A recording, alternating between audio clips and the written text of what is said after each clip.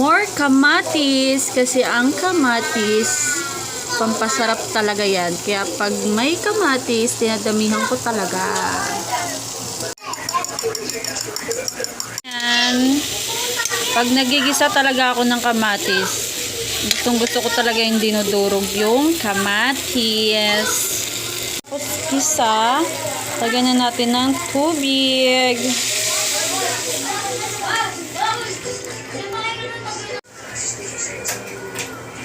Pagkatapos kumulo, ilagay na natin ang itlog.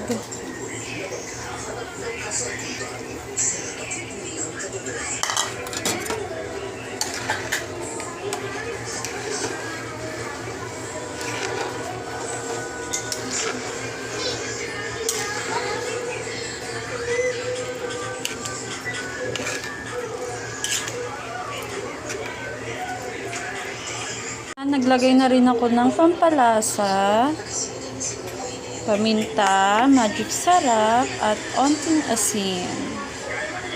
Tayin lang natin kumulo ng onte.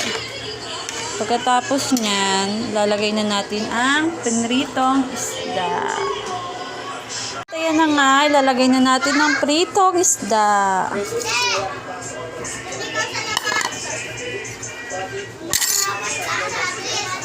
Sa hindi nakakaalam kung anong luto ito po ay sirsyado. Sirsyadong isda.